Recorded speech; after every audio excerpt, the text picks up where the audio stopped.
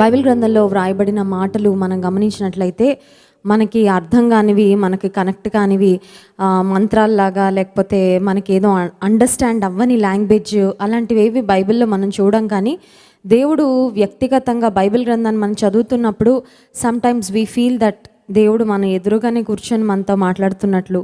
నేను వెళ్తున్న అనుభవం దేవునికి ఎలా తెలుసండి అని కొన్నిసార్లు అనిపిస్తూ ఉంటుంది. చాలామంది నాకు మెసేజెస్ పెడుతూ ఉంటారు వాట్సాప్లో, మీకు ఎలా తెలుస్తుందో అక్క నేను వెళ్తున్న పరిస్థితి ఎగ్జాక్ట్గా ప్రతిరోజు రాత్రి నేను వెళ్తున్న పరిస్థితికే స్ట్రెయిట్గా దేవుడు మీ ద్వారా నాతో మాట్లాడుతుంటాడని కొంతమంది సిస్టర్స్ నాకు మెసేజ్ పెడుతూ ఉంటారు.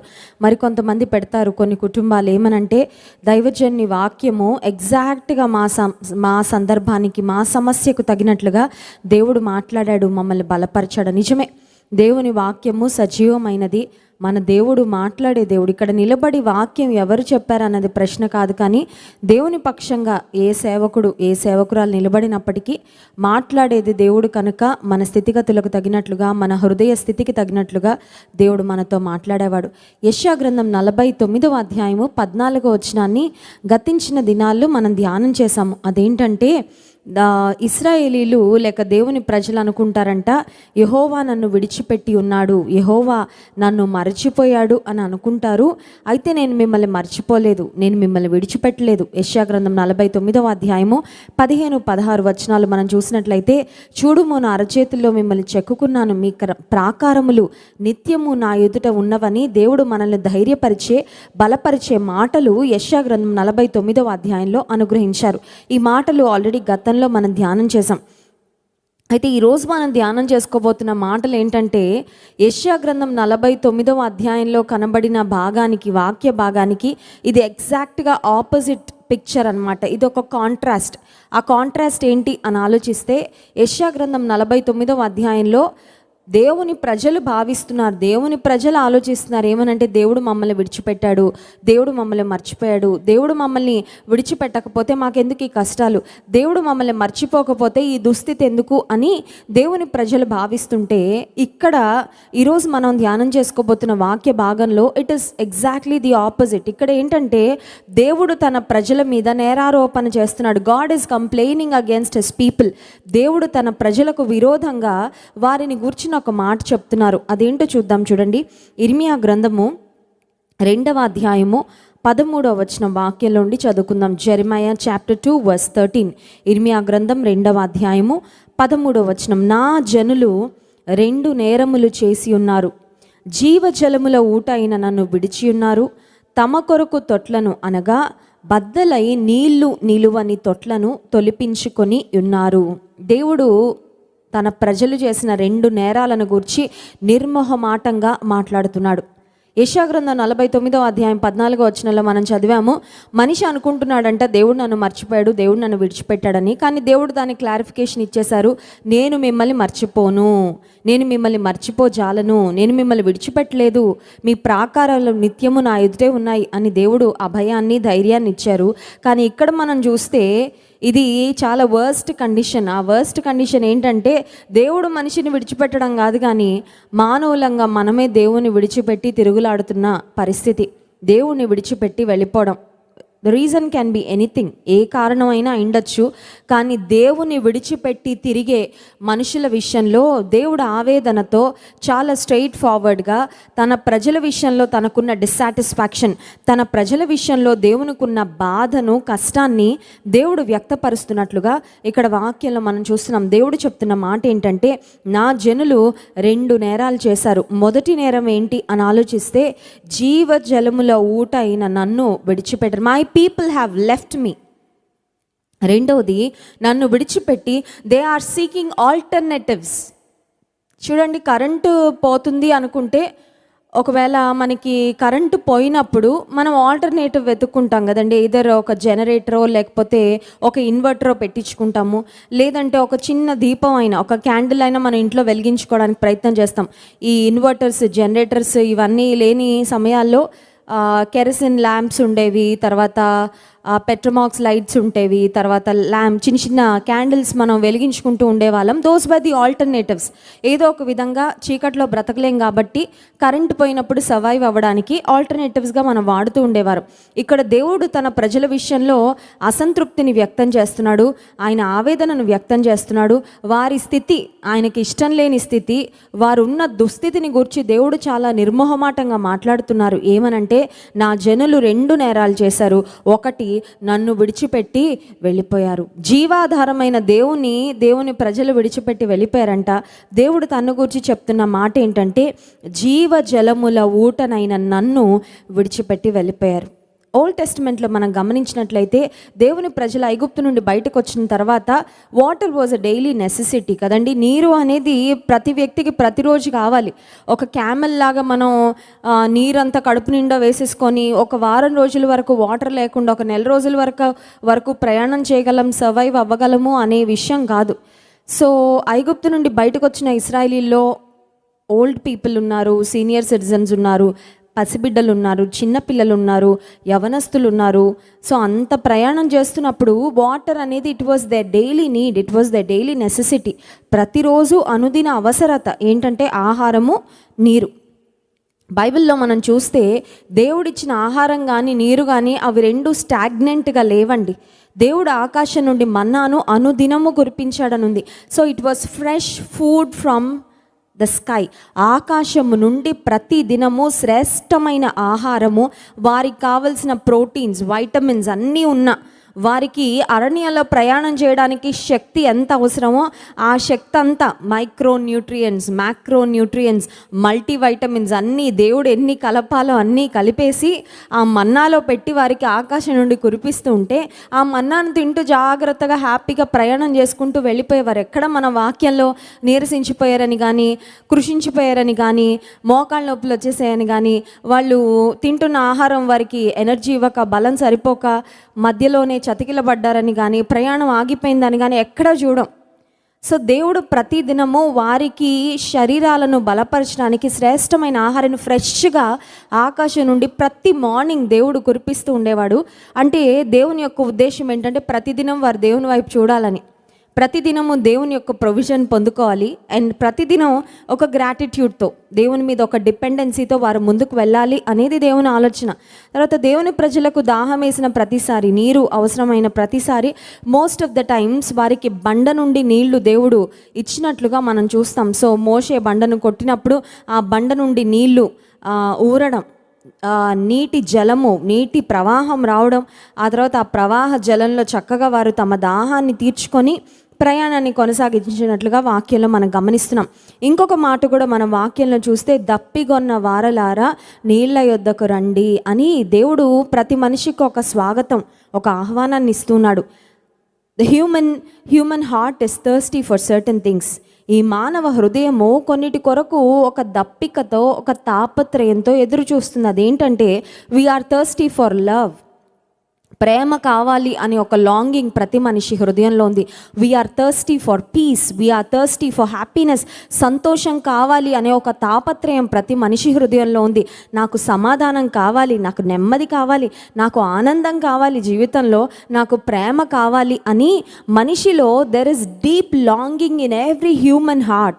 ప్రతి మానవ హృదయంలో కొన్నిటి కొరకైన క్రేవింగ్, ఒక లాంగింగ్, అంటే అవి కావాలి, పొందుకోవాలి అనే ఒక దప్పిక ప్రతి మనిషి హృదయంలో ఉంది.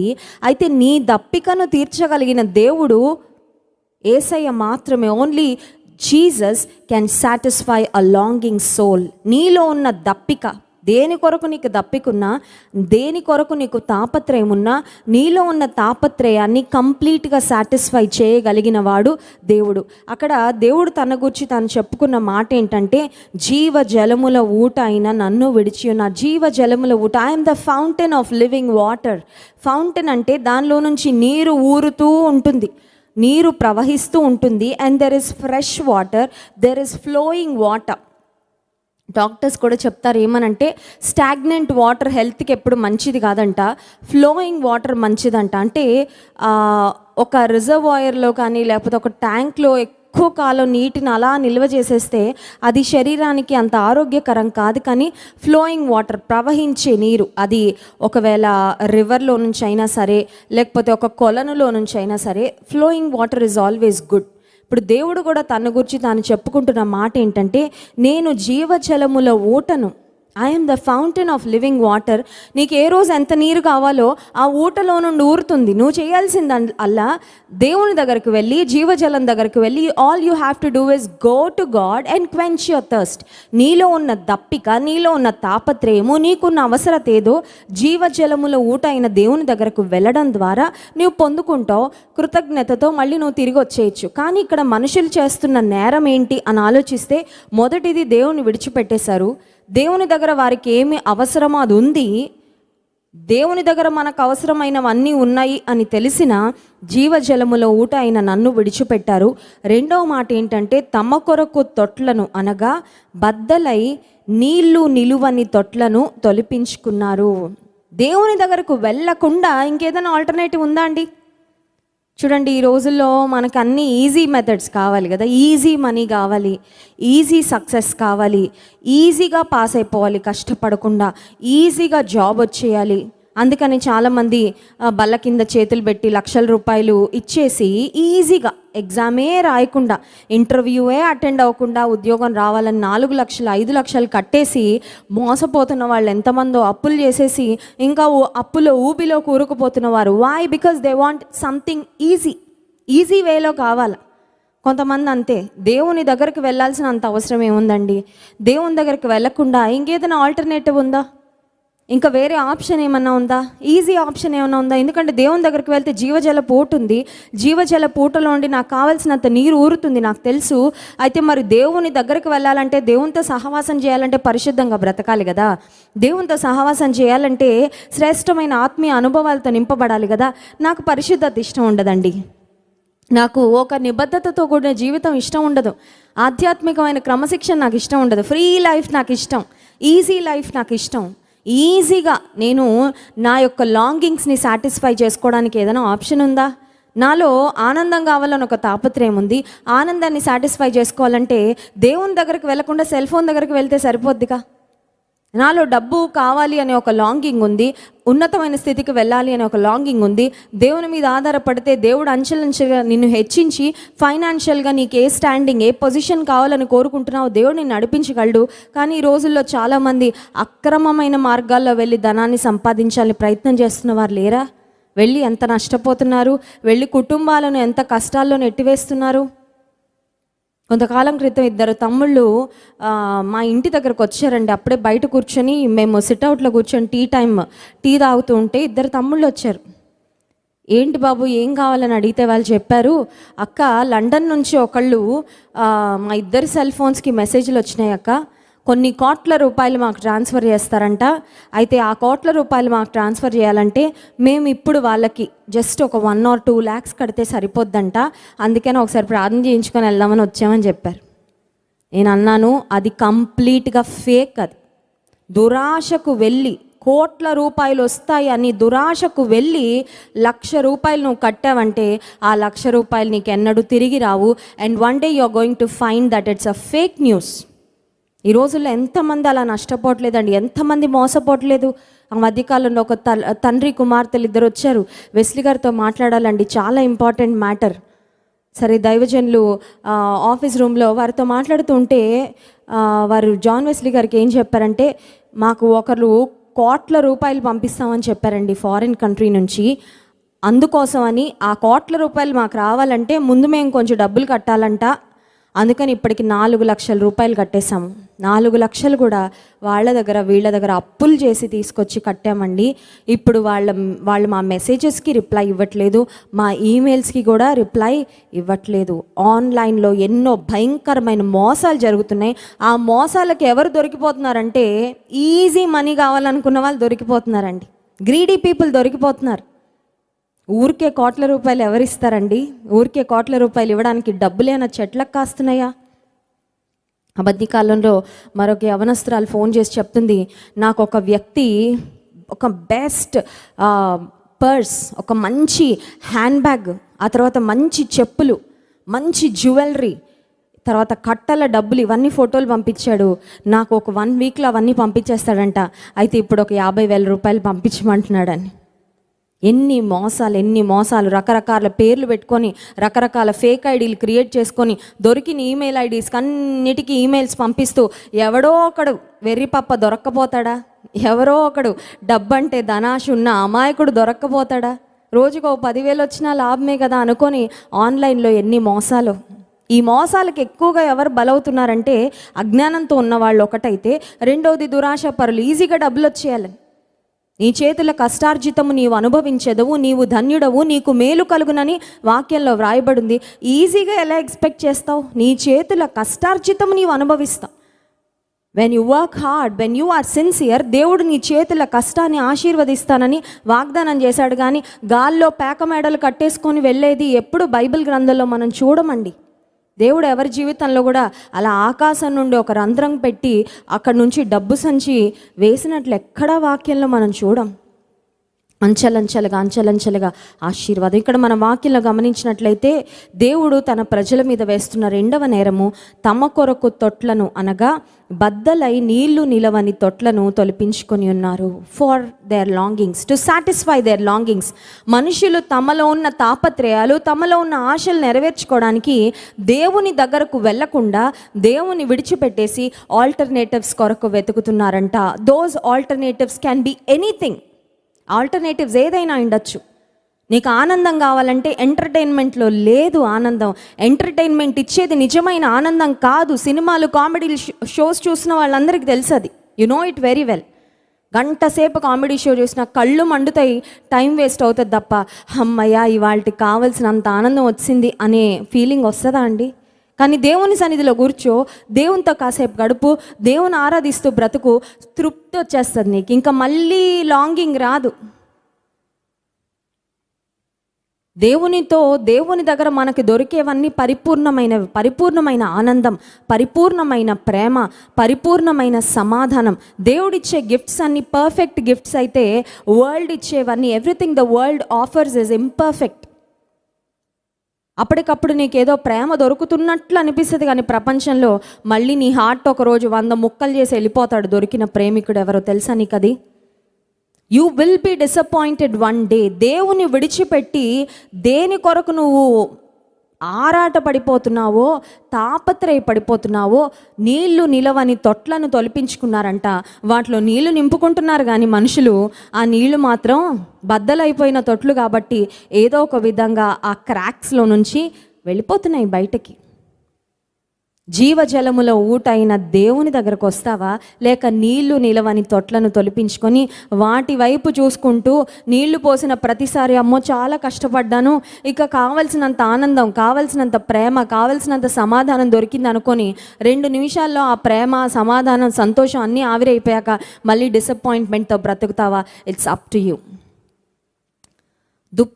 దుప్పులు కొన్నిసార్లు ఎడారుల్లో ఎండమావులను చూసి దూరంగా షైన్ అవుతున్న ఇసుకను చూసి అనుకుంటాయంట అవి వాటర్ అనుకొని చాలా కష్టపడి పరిగెత్తి ఫైనలీ అక్కడికి వెళ్ళిన తర్వాత ఏమీ లేదు ఇక్కడ అనుకుంటాయంట. అయ్యో ఇది వాటర్ అనుకున్నాను, వాటర్ కాదా, ఇంకెక్కడో మళ్ళీ ఇంకేదో షైనింగ్గా కనబడి మళ్ళీ అక్కడికి పరిగెడతాయి, అక్కడ కూడా వాటర్ ఉండదు.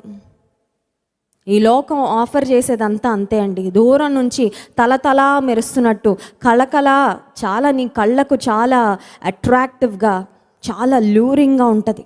నీకు వెళ్ళాక దిగాక కానీ లోతు అర్థం కాదు అదెంత భయంకరమైన ఊబో.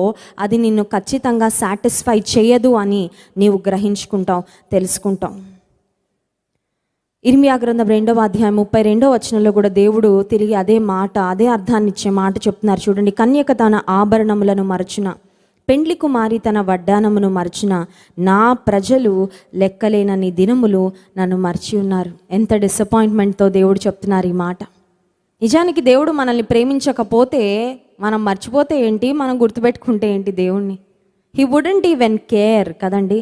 కానీ మన దేవుడు ఎంత ప్రేమమయుడంటే నీవు నేను ఆయనను గుర్తుపెట్టుకోవాలని, నీవు నేను ఆయనను మర్చిపోకుండా ఆయనను ఆనుకొని ఆయన మీద ఆధారపడి బ్రతికితే ఆయన జీవజలముల ఊటలు, fresh supply of whatever we need he wants to provide every single day. ప్రతిరోజు మనకేం అవసరమో, నీకు ఎంకరేజ్మెంట్ అవసరం ఇస్తాడు ఈరోజు. నీకు ఒకవేళ ధనం అవసరమా, దేవుని వైపు చూడు, నీకు ఇస్తాడు. సంతోషం కావాలా, నిరాశలో ఉన్నావా, సంతోషం ఇస్తాడు. నీకేది అవసరమో జీవజలముల ఊటైన దేవుని దగ్గర ఊరుతూ ఉంటాయి ఆ blessings. You will get it when you go to him. దేవుణ్ణి మర్చిపోకుండా, దేవుని విడిచిపెట్టకుండా ఆయన దగ్గరికి వెళ్తే నీకేది కావాలో అది సమృద్ధిగా దొరుకుతుంది. కానీ దేవుడు చెప్తున్న మాట, కన్యక తన ఆభరణములను మరచునా మరవదు, కానీ నా ప్రజలు మాత్రం మర్చిపోయారు లెక్కలేనన్ని మార్లు. They have forgotten me many time. ఇక లెక్క పెట్టలేను, అన్నిసార్లు మర్చిపోయారు. ఈ రాత్రికాల సమయంలో ఒక తీర్మానం తీసుకుందాం. అదేంటంటే, కొన్నిసార్లు నాకు కష్టం వచ్చినప్పుడు, నా బాధ వచ్చినప్పుడు, నువ్వు నన్ను మర్చిపోయావు, నువ్వు నన్ను విడిచిపెట్టేసావని నేను బాధపడుతున్నాను. కానీ ప్రభువా, యాక్చువల్గా విడిచిపెడుతుంది నువ్వు కాదు, మర్చిపోతుంది నువ్వు కాదు, నేను మర్చిపోతున్నాను చాలాసార్లు. నా సౌఖ్యంలో నేను మర్చిపోతున్నాను, నాకు లోక సంబంధంగా పరిస్థితులు కొంచెం కంఫర్టబుల్ అవ్వగా నేను మర్చిపోతున్నాను, కొంచెం హెచ్చు రాగానే నేను మర్చిపోతున్నాను, కొంచెం ఉన్నతమైన స్థితి రాగానే నేను మర్చిపోతున్నాను. కొన్నిసార్లు ఈ లోక సంబంధమైన తొట్లను తొలిపించుకొని జీవజలపు ఊటైన నిన్ను నేను విడిచిపెడుతున్నాను. అటువంటి దుస్థితి మాత్రం నాకు వద్దయ్యా. సదాకాలము నిన్ను అంటి పెట్టుకొని, నిన్ను ఆనుకొని, నీ మీద ఆధారపడి, నీ దగ్గరకు మాత్రమే వస్తూ జీవజలపు ఊటవైన నీ నుండి నాకు అవసరమైన ప్రతి ఆశీర్వాదం ఊరుతుంది దేవుని దగ్గర. He has it all. ఆయన దగ్గర అన్నీ ఉన్నాయి. నీ దగ్గర నుంచి పొందుకుంటూ ముందుకు వెళ్ళడానికి సహాయం చేయమని దేవుని అడుగుదాం. అట్టి కృప దేవుడు మనకు అనుగ్రహించును గాక. ఆమేన్. దేవుని స్తుతించి ఆరాధించుకుందాం. It's a time to praise and worship God. దేవుని స్తుతించడానికి మనం ఎప్పుడు ముందు ఉండాలండి. హల్లెలూయా. దేవుని స్తుతించడానికి లేట్ ఎస్పీబీ గారు అంత మంచి స్వరము, లతా మంగేష్కర్ గారు లాంటి స్వరం ఏం ఉండక్కర్లేదు. All you need is a heart. హృదయం ఉంటే చాలు. దేవుని స్తుతించాలి, ఆరాధించాలి అనే హృదయం నీకుంటే చాలు. కరములు చాపి, స్వరములు ఎత్తి, హృదయము తెరచి, సర్వం మరచి అనే పాటను పాడి దేవుని స్తుతిద్దాం.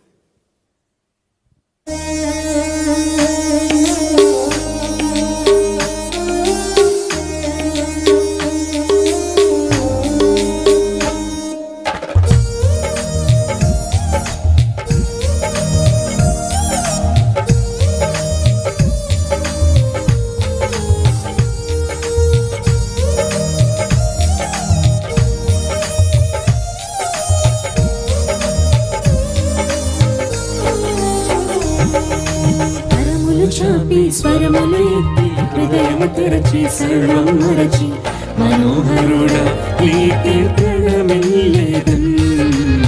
మహాగణుడా నిన్నే ప్రస్తుతించేదన్. శిరమును వంచి, ధ్వజమును ఎత్తి, కలతను విరచి, కృపలను తలచి, మనోహరుడా నీకే ప్రణమిల్లేదన్. మహాగణుడా నిన్నే ప్రస్తుతించేదన్.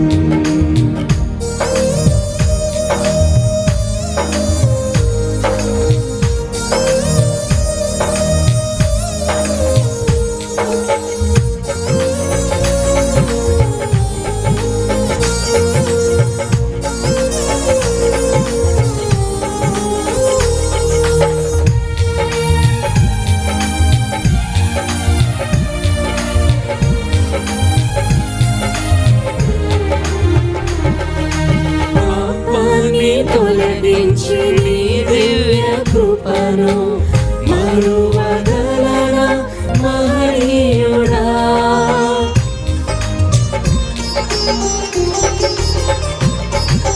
పాపాన్ని తొలగించి నీ దివ్య కృపను మరువగలనా మహనీయుడా. కల్వరి గిరిపై కురిసిన ప్రేమను విడువగలనా నా యేసయ్యా. నా ప్రాణానికి ప్రాణం నీవయ్యా, నా జనానికి మూలం నీవయ్యా. నా ప్రాణానికి ప్రాణం నీవయ్యా, నా జనానికి మూలం నీవయ్యా. కరములు చాపి స్వరములు ఎత్తి హృదయము తెరచి సర్వం మరచి మనోహరుడా నీకే ప్రణమిల్లేదం మహాగణుడా నిన్నే ప్రస్తుతించేదం శిరములు వంచి ధ్వజములు ఎత్తి కలతను విడచి కృపలను తలచి మనోహరుడా నీకే ప్రణమిల్లేదం మహాగణుడా నిన్నే ప్రస్తుతించేదం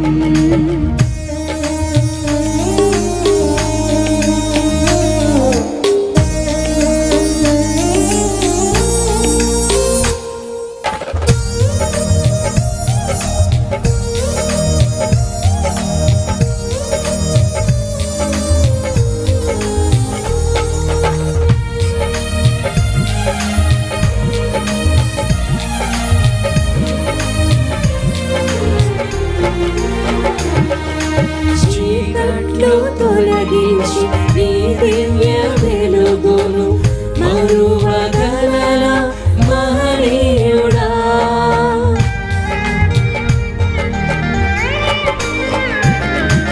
చీకట్లు తొలగించి నీ దివ్య వెలుగును మరువగలన మహనీయుడా సంద్రాన్ని అణచిన ఈ గొప్ప శక్తిని విడువగలన నా యేసయ్యా నా జీవానికి జీవం నీవయ్యా నా గానానికి రాగం నీవయ్యా నా జీవానికి జీవం నీవయ్యా నా గానానికి రాగం నీవయ్యా కరములు చాపి స్వరములు ఎత్తి హృదయము తెరచి సర్వం మరచి మనోహరుడా నీకే ప్రణమిల్లేదం మహాగణుడా నిన్నే ప్రస్తుతించేదం శిరములు వంచి ధ్వజములు ఎత్తి కలతను విడచి కృపలను తలచి మనోహరుడా నీకే ప్రణమిల్లేదం మహాగణుడా నిన్నే ప్రస్తుతించేదం మనోహరుడా నీకే ప్రణమిల్లేదం మహాగణుడా నిన్నే ప్రస్తుతించేదం. హల్లెలూయా. ఎంత స్తుతించినా దేవుని రుణాన్ని తీర్చలేం. ఇంతకాలం నీ కృపలో కాచిన దేవా, ఇకను కూడా మాకు తోడు నీడ నీవే కదా. కొన్నిసార్లు దేవుడు ఇంతవరకు ఎలా నడిపించాడో అన్ని జ్ఞాపకం ఉన్న ఒక చిన్న సమస్య రాగానే వణికిపోతుంటామండి. గతంలో దేవుడు నిన్ను నడిపించిన విధానము నీకు విశ్వాసాన్ని రిజర్వ్లో పెట్టాలి. ఎందుకంటే కొన్నిసార్లు పెద్ద స్టామ్ హిట్ అయినప్పుడు జీవిత నావను పెద్ద తుఫాను పెద్ద సమస్య రాగానే గతంలో దేవుడు నడిపించిన ఆ జ్ఞాపకాలు ఏవైతే ఉన్నాయో అవి నిన్ను విశ్వాసంతో ముందుకు తీసుకెళ్ళాలి. ఎందుకంటే గతంలో నడిపించిన దేవుడు ఇప్పుడు కూడా సజీవంగా ఉన్నాడు. ఇక ముందు కూడా ఆయన తోడు నీడగా ఉండి నడిపిస్తాడు. కృతజ్ఞత గీతం అందరం కలిసి పాడుతూ దేవుని స్తుతిద్దాం.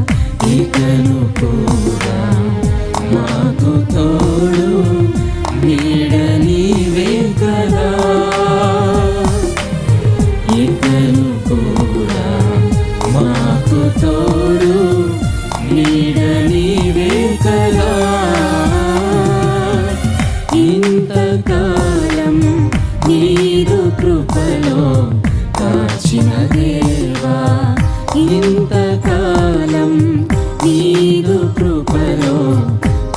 కాచిన దేవా.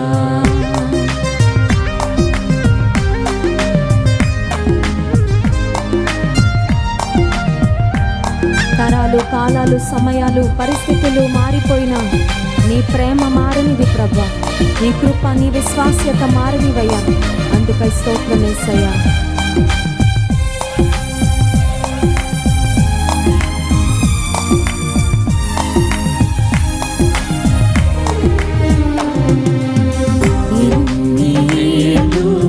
గడచినా ఎన్ని తరాలు మారినా,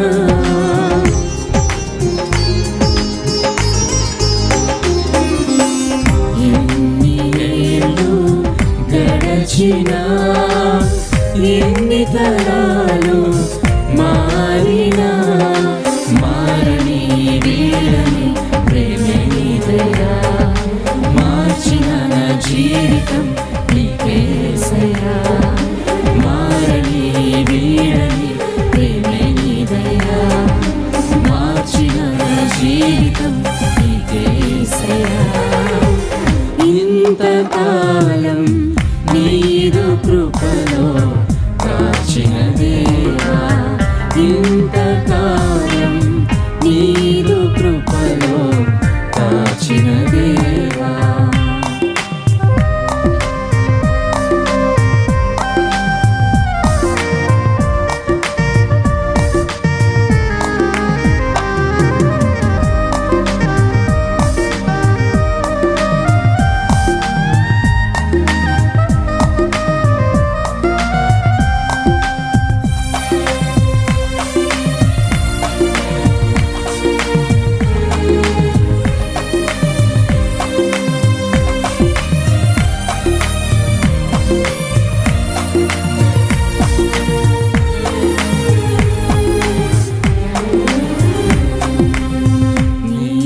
చేసిన మేలులు తలచుకుందును అనుదినం.